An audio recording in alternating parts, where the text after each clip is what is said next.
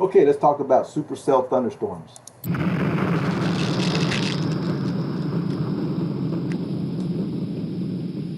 A supercell thunderstorm is called that because it has a super updraft in it, and they're so strong that they can be over 100 miles an hour, and they penetrate through the stable layer called the tropopause, and they produce this overshooting top. This particular storm produced lots of golf ball size hail in it.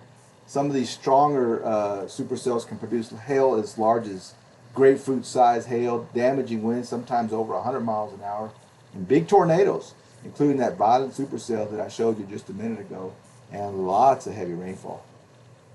This particular supercell was taken just by Brent Allen from Ballinger, looking towards Coleman.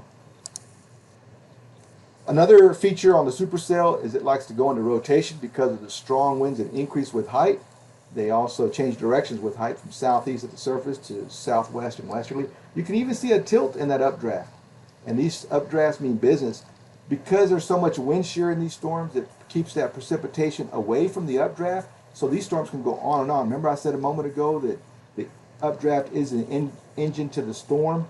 In your weak ordinary thunderstorms, the winds are so light that the downdraft chokes the updraft off, but not the case in these supercells.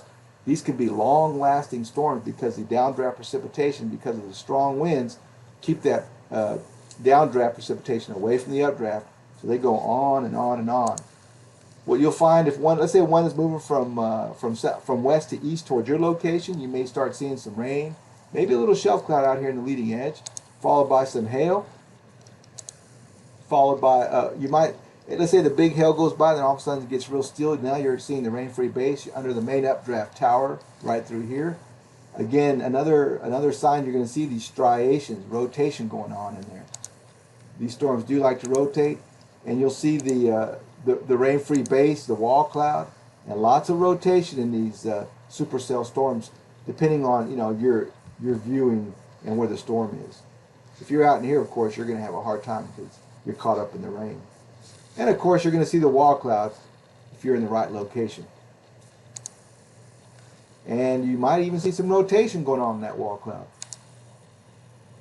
And you may see the tail cloud that comes off that storm as well. And here's again a good rendition of the supercell. Lots of rotation going on, rain-free base, and right near that downdraft precipitation interface. And like I said a moment ago, that wall cloud likes to form right there by the updraft and downdraft interface. Tell me, what do you think this is?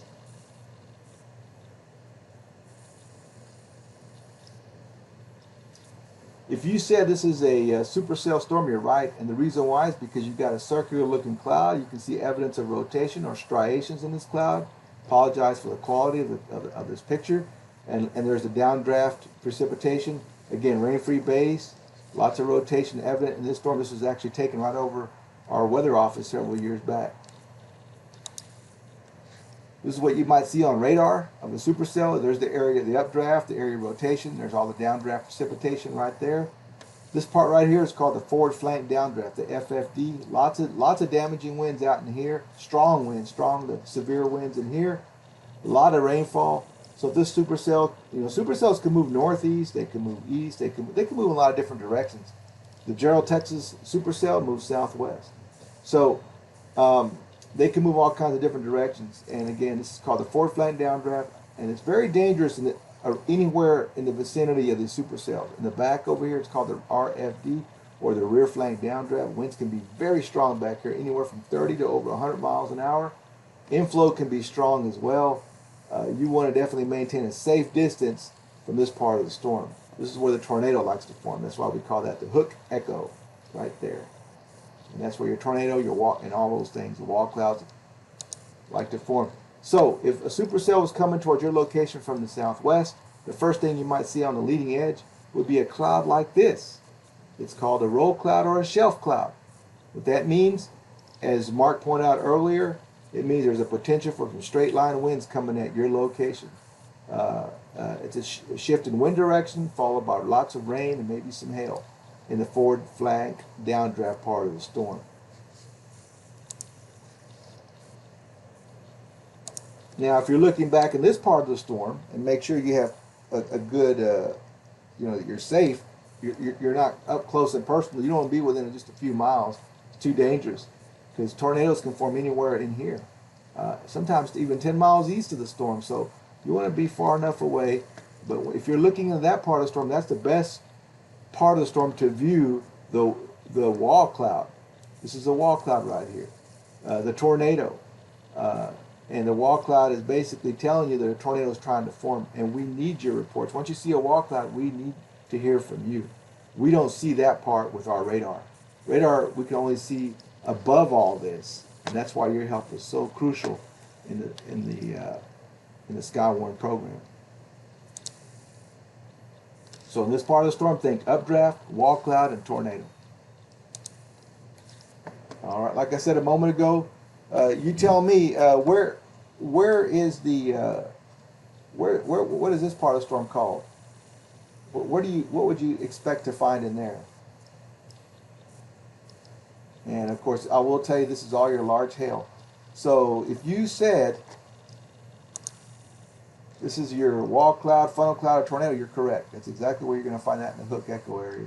So this storm is moving to the northeast, and you might experience a bunch of large hail in here, and then possible tornado if you lived in the Pampa area.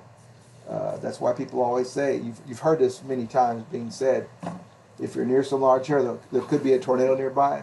That doesn't mean there will be a tornado. That means there could be a tornado. It doesn't mean there's not always a tornado in that area. But definitely, if you're looking into here, that's where you're going to find your wall cloud. Again, you want to be southeast of there, looking into that area, and making sure you're safe at least more than 10 miles away, looking in that direction. If you're closer, make sure you have a safe place to get into as soon as possible, because tornadoes can form in a hurry. So let's say you're looking to the northwest and you see this supercell. Tell me where the updraft side of the storm is, and tell me where the downdraft. And what's this thing right here in the middle? I'll give you a few seconds here.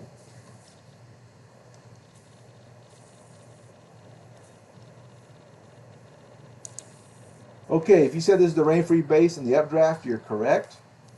And if you said this is the rain and the hail on the downdraft side, you're correct.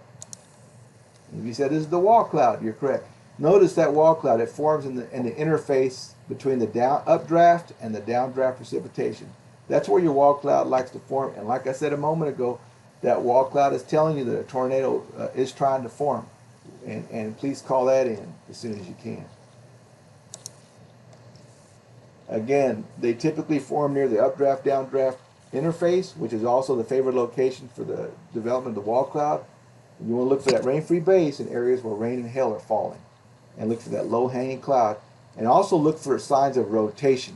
If it's rotating, please call it in. Here's a dangerous wall cloud checklist. Is it rotating? Is it persistent? And are you seeing rising motion? Are the cloud elements going up? If it's all pushing out and away, then it's all downdraft. So look, I promise it's pretty obvious when you're able to see this in real life.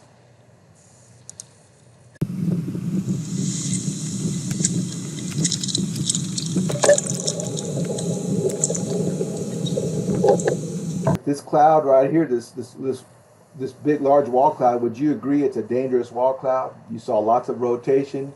It was persistent for sure, and cloud elements were going up.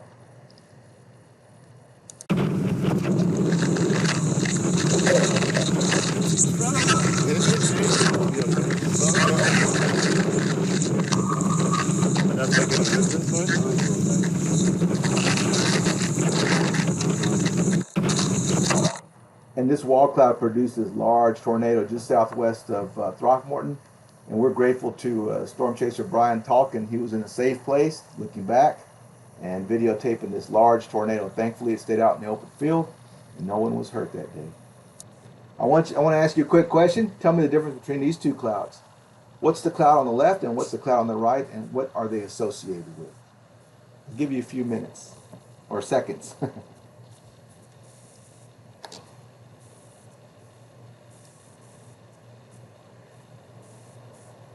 Okay, if you said that the cloud on the left is a shelf cloud, you are correct. And if you said the cloud on the right is a wall cloud, you're correct. Shelf clouds produce straight line damaging winds. Again, always be on the lookout for tornadoes forming on the leading edge as well. That can happen. We call those small line tornadoes. And then wall clouds, what they generally mean is they have the potential of producing tornadoes. They don't always produce tornadoes, but a tornado can come out because of can be produced or developed because of a wall cloud in the vicinity. It means that there's definitely some good rotation going on in that storm, and that storm needs to be watched. Okay, let's talk about the life cycle of a tornado from the perspective of a storm chaser.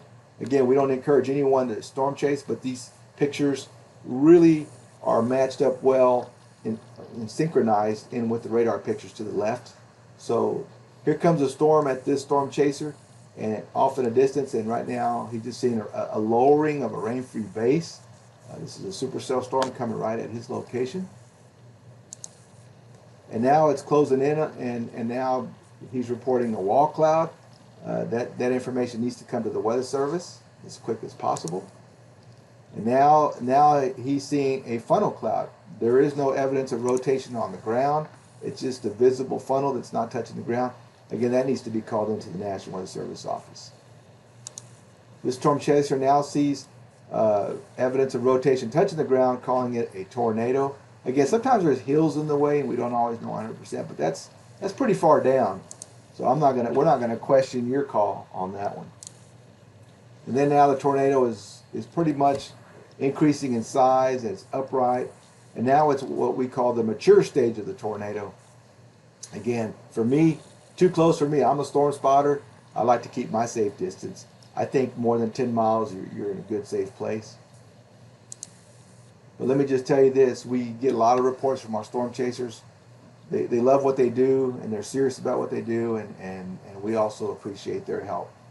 They are also a big help to the National Weather Service. This is again, it's still in the mature stage.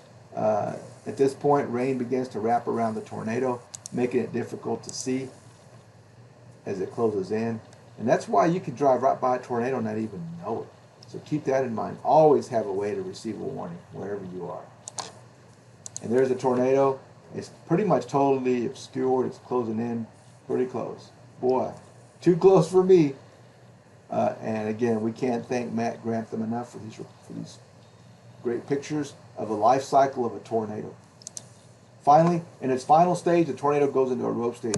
But I want you to know, sometimes tornado will move with a thunderstorm, but towards the end of their life cycle, they have a tendency to go backwards, like this. So just remember, the tornado can come back over on top of you. Make sure that tornadic storm is plenty enough away for you before you get out of shelter, because even a tornado in the rope stage can produce damage.